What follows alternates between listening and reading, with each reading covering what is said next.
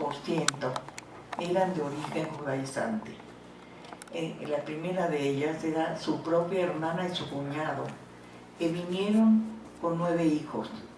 Uno de ellos, el famoso Luis de Carvajal el Mozo, que se convirtió en 7 años en el líder de la comunidad judía de la Ciudad de México. Mucho se ha hablado de este joven y de la vida que pasó y lo que él escribió, que fue sustraído del Archivo General de la Nación hace 84 años.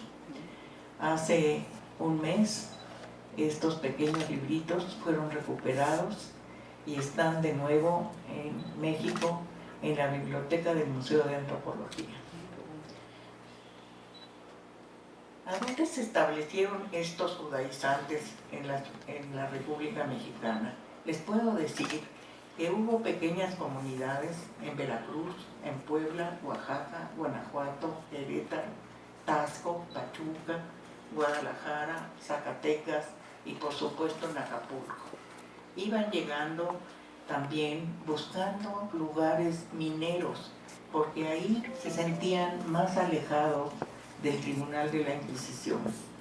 Algunos se dedicaron al comercio y a la industria pequeña y fueron importadores de productos del Oriente. Formaron una élite de comerciantes en la Nueva España. Algunos hasta tenían naves con las cuales viajaban hacia Europa y hacia China. Traían todo tipo de mercancías. Eran los surtidores de los almacenes de la Ciudad de México, de Oaxaca, de Zacatecas. Y se destacaron no solamente en el comercio, sino que hacían transacciones de cacao con Venezuela y otros productos los traían de Perú. Pero lo que sí es notable es que todos ellos tenían una gran devoción por su judaísmo, por la ley de Moisés, y celebraban todas las fiestas y ceremonias judías, aunque fueran en forma clandestina. A partir de 1590 empezaron las persecuciones contra ellos, sobre todo la realización de los que llamaron los famosos autos de fe, donde salían estos pobres personajes con sus sentencias, y entre los cuales salieron en ese año los Carvajal, el tío, el sobrino, su hermana, las 3 hijas mayores. En esa ocasión los dejó el tribunal libres, pero con la advertencia de que no podían seguir con su religión o acabarían en la hoguera. Esta fue realmente el principio de la desintegración de esta comunidad en México. En 1596 los Carvajal fueron quemados en la hoguera por seguir creyendo en la ley de Moisés. Para el siguiente siglo se dieron varios autos de fe. Ellos terminaron con aniquilar a casi toda la comunidad de criptojudíos, que fueron sobre todo acusados de que participaron en lo que se llamó la Gran Complicidad o la Complicidad Grande. Fueron arrestados 140 judíos, entre ellos los 3 líderes de la comunidad. Uno de ellos fue Simón Báez Sevilla y el otro Tomás Treviño de Sobremonte. Ese auto de 1649 marcó el fin de esa comunidad que fue próspera, que desarrolló la economía de México en esos momentos y que tardó después mucho tiempo en reponerse. La Inquisición deportó a muchas personas hacia la península ibérica. Los inquisidores se quedaron con sus bienes y sus hijos tuvieron que cargar con el estigma de ser descendientes de herejes que fueron penitenciados por la Inquisición. Ya para el siglo XVIII puedo decirles que ya quedaban pequeñas comunidades, sobre todo en Veracruz, en Puebla, en Tlaxcala, en Guadalajara, pero realmente aquellos que buscaban la libertad de cultos siguieron caminando hacia el norte y se establecieron en pueblos y serranías muy lejanas, que llegaron a formar hasta pueblos completos que se llamaban como alguno de sus habitantes. En el movimiento de independencia que se dio en el siglo XIX, algunos de ellos participaron, pero otros regresaron a Europa sintiéndose españoles y pensando que allí volverían a ser lo que siempre fueron, judíos abiertamente. Los que se quedaron en el país se asimilaron a la cultura mexicana. Solamente conservaron ciertos objetos rituales que les recordaban su pasado. Pero sí puedo confirmar que muchas familias mexicanas tienen hasta el día de hoy raíces en ese pasado colonial de estos conversos judaizantes. Ahora pasamos un poco a qué pasó en el siglo XIX. Durante el siglo XIX fueron muy pocos los judíos que se aventuraron a venir a México. Les quedaba el recuerdo terrible de todas esas atrocidades que cometió el Tribunal de la Inquisición. ¿Cuándo termina en México de funcionar este tribunal? Hasta 1834.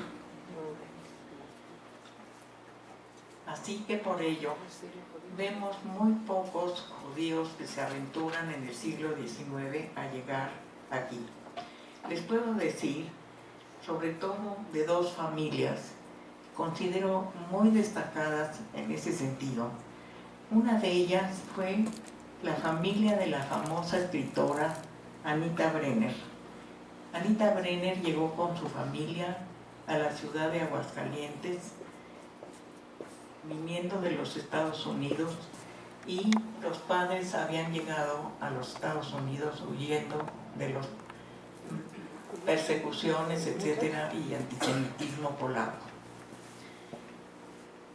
Buscaban, por supuesto, encontrar mejores situaciones y mejora económica.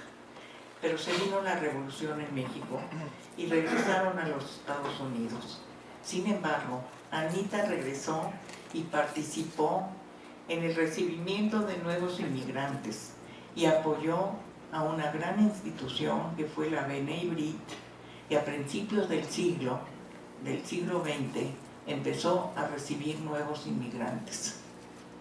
Otro ejemplo que les puedo dar de judíos que llegaron durante el siglo XIX fue el de la familia Mayer. Esta familia estuvo encabezada por un señor de nombre Gustav Mayer. Él se estableció en Orizaba, donde puso una fábrica de tabaco y a donde nacieron sus hijos. Los enviaron a educarse en Inglaterra y en Alemania con los abuelos, pero participaron de la vida de México al grado de que su hijo, William Mayer, primero apoyó la construcción del ferrocarril de México a Veracruz, pasando por Orizaba. Fue notario, presidente de la Cámara de Comercio en la ciudad de Orizaba. Fue cónsul de Inglaterra en México, pero lo más importante, fue uno de los iniciadores de la idea de fundar en México el Comité Central que se ocupara de unir a toda la comunidad judía de México. Cuando se dio la libertad de cultos, que la dio el presidente Benito Juárez en 1960, abrió la posibilidad de que llegaran a México inmigrantes ya de diferentes partes del mundo. Después de él, el presidente Porfirio Díaz, que tomó el poder en 1877, invitó a inversionistas extranjeros a invertir en el país. Fue de esta manera como llegaron muchos judíos que vieron en México la posibilidad de crecer y establecer filiales de sus negocios en Europa. Era un territorio muy extenso, despoblado, y tenía grandes reservas, lo que convenció a un gran número de inversionistas judíos que llegaron al país. Estas personas no venían ocultando su judaísmo, no venían perseguidas, no venían sin dinero.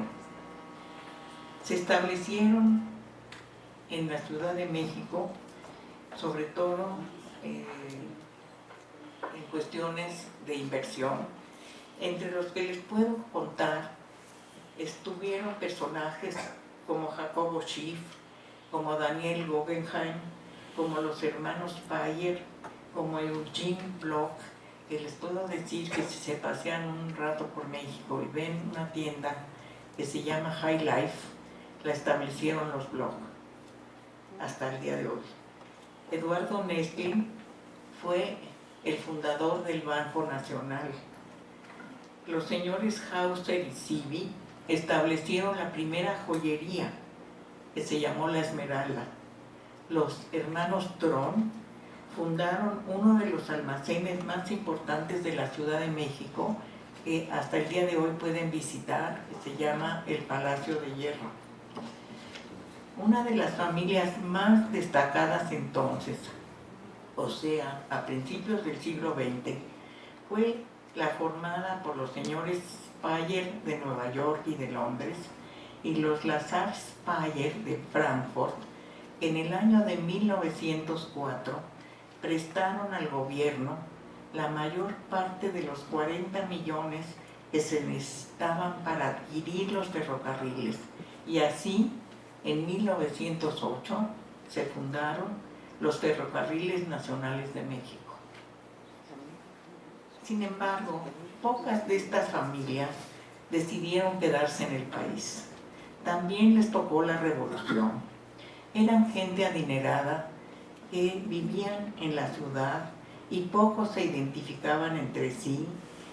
Vivían en sus negocios en la parte de arriba, algunos en habitaciones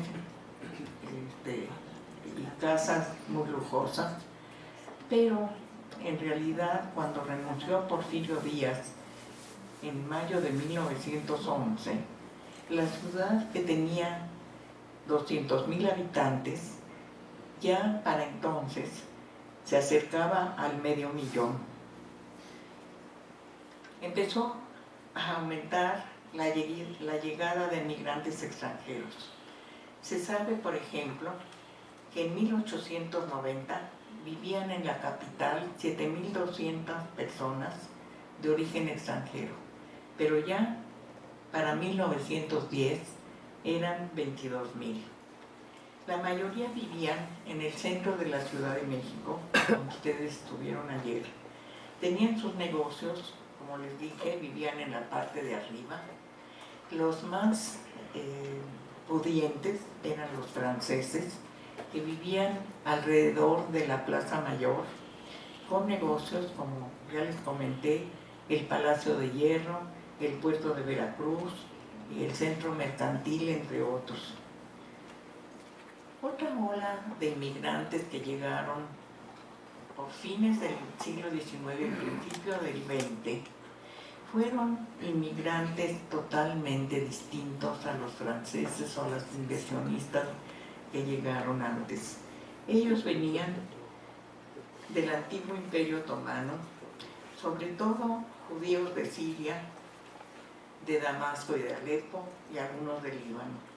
Eran personas con escasos recursos económicos que se insertaron en esta sociedad donde no existían los mecanismos comunitarios de los que gozaban los emigrantes de Europa.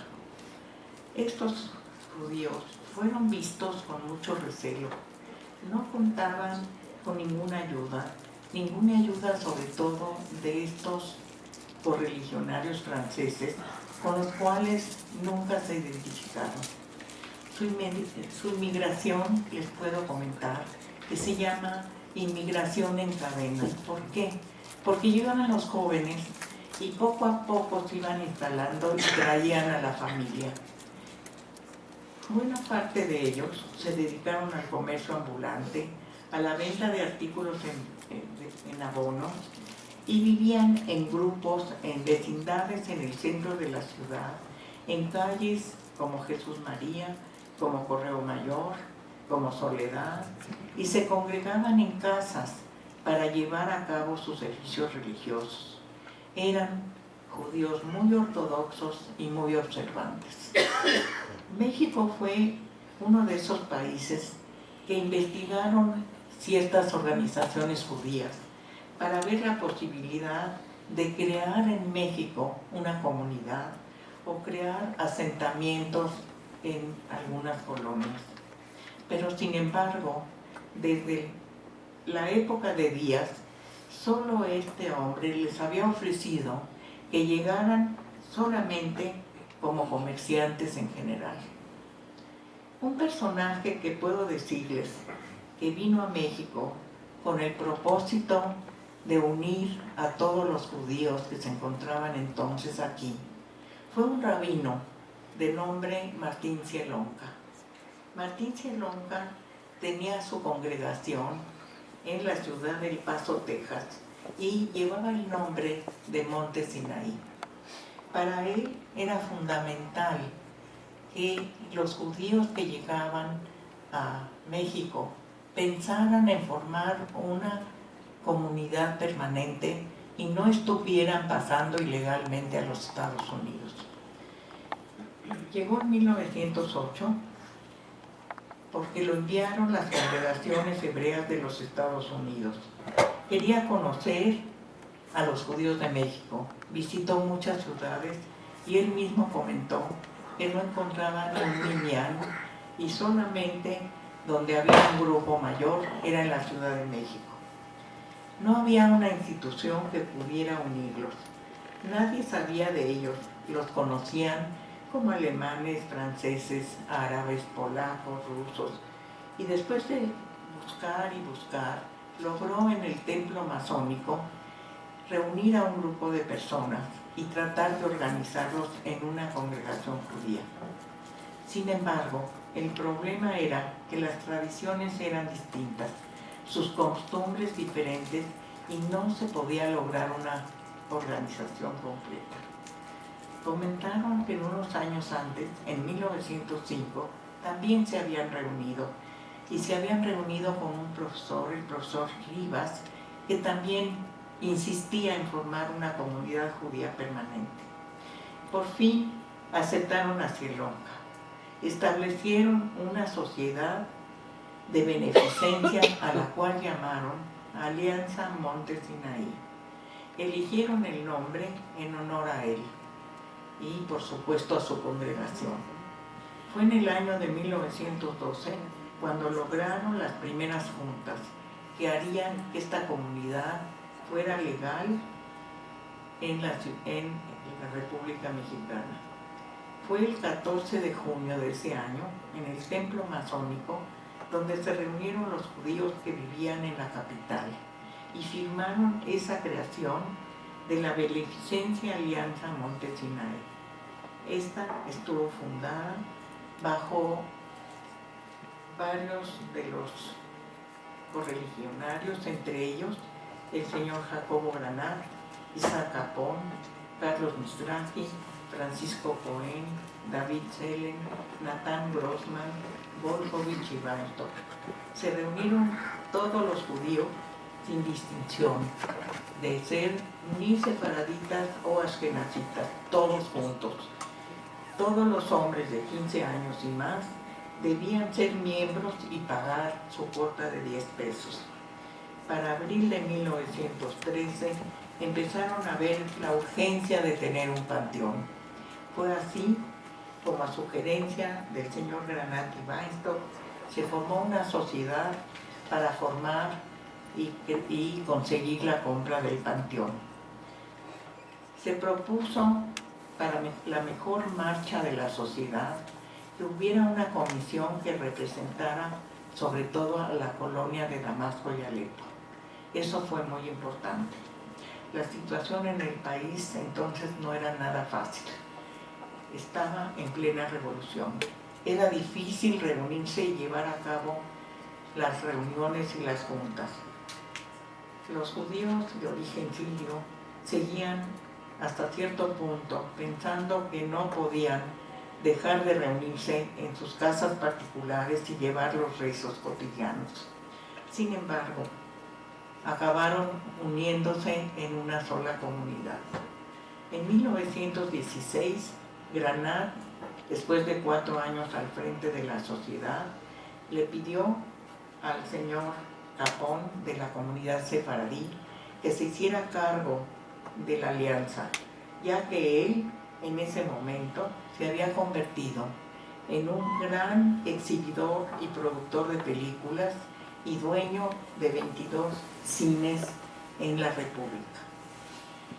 Se puso la primera piedra del cementerio judío y el señor Capón, muy convencido de la importancia del bienestar de la comunidad, comentó en ese día: requerimos una sinagoga, una casa de asilo, una escuela y un hospital. Y esta sociedad debe apoyar a los inmigrantes y tratar de resolver sus problemas. Lo primero fue comprar el panteón, que con ayuda del señor Granat, que puso un préstamo, se logró adquirir.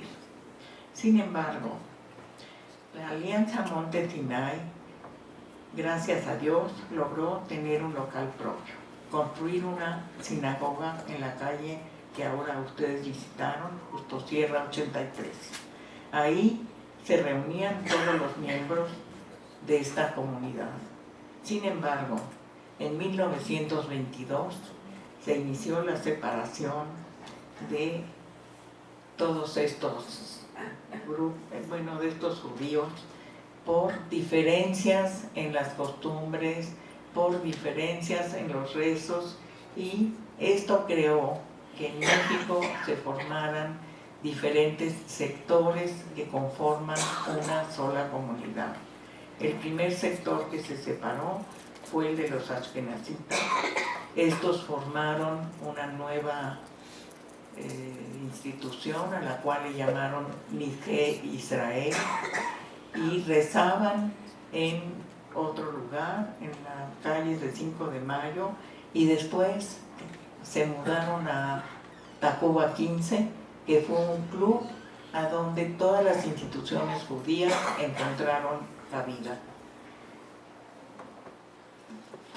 Los segundos que tomaron la decisión de separarse fue el sector sefaradí. El sector sefaradí estaba al frente Isaac Capón. El señor Capón también consideró que era muy importante que tuvieran su propia sinagoga, su propia comunidad, y iniciaron esto con unos antecedentes que puedo decirles que se iniciaron en 1923, cuando se formó un comité de asistencia para los enfermos y los pobres, al cual llamaron Bikur Jolim. Al siguiente año el grupo se separó de la alianza y formó la institución llamada Sociedad de Beneficencia Privada La Fraternidad, y después de eso quedó formada la Comunidad Sefaradí de México. Los fundadores, el señor Chuck Penjas, Daniel Montequillo, Isaac Babani, Isaac Nishli, Nisim Eliakim y otros. También empezaron a organizarse las mujeres en torno a esta sociedad que fue conocida como la Buena Voluntad.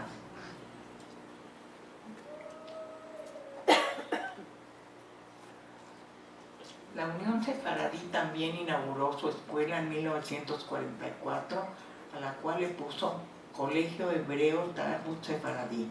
Con el tiempo quedó como Colegio Hebreo Sefaradí. También fundaron otras instituciones.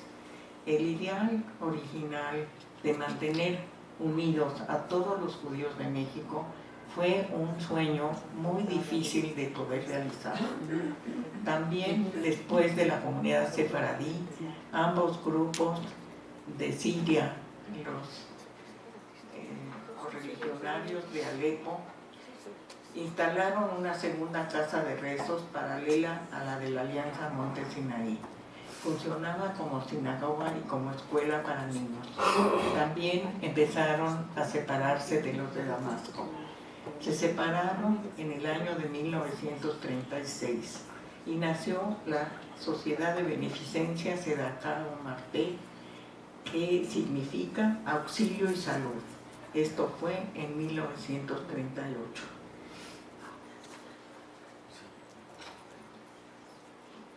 También, como todas las demás, fundaron sinagogas, escuelas, su propio cementerio, etc. Así que, como ya escuchamos hace un rato, el nombre de Monte Sinaí permaneció con el sector de Damasco. Este sector ha conservado el nombre hasta el día de hoy. Sus primeras actividades también se ocuparon de la beneficencia y de la educación. Todos los grupos trataron de dar continuidad a sus costumbres y a sus tradiciones. Las instituciones que los grupos formaron fueron ampliando el aspecto de la vida comunitaria y fueron fortaleciendo las relaciones con el país, sobre todo con la creación del Comité Central. El Comité Central, puedo decirles que fue realmente el primer punto de unión de todos los sectores de la comunidad. Y de ahí el Centro Deportivo Israelita, un lugar donde acoge a todos los sectores de la comunidad judía de México. Para concluir, les puedo decir que es muy amplia la historia de esta comunidad en los últimos 100 años. Las instituciones que ha creado, las escuelas que ha fundado, los jóvenes que han trabajado en las diferentes instituciones son dignos de elogio. Pero una sola cosa aún no ha sucedido.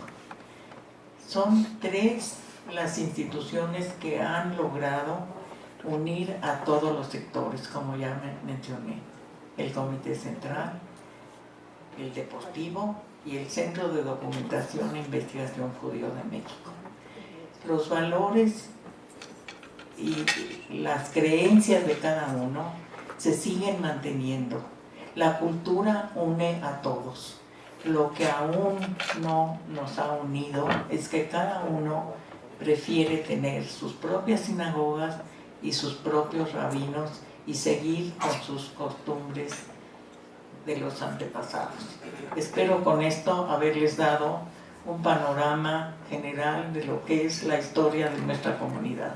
Muchas gracias.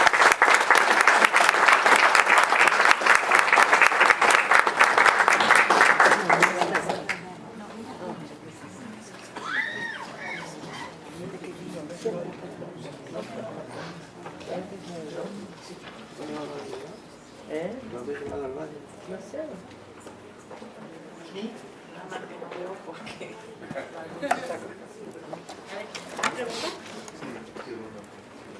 ¿No podría prenderle el micrófono? Sí, ¿puede prender, por favor, luz en el auditorio?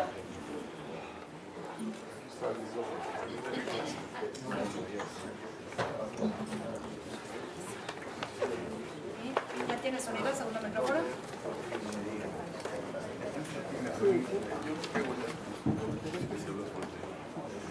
Profesora, alguna imprecisión en el castellano, pero... David, más... David Alvarez,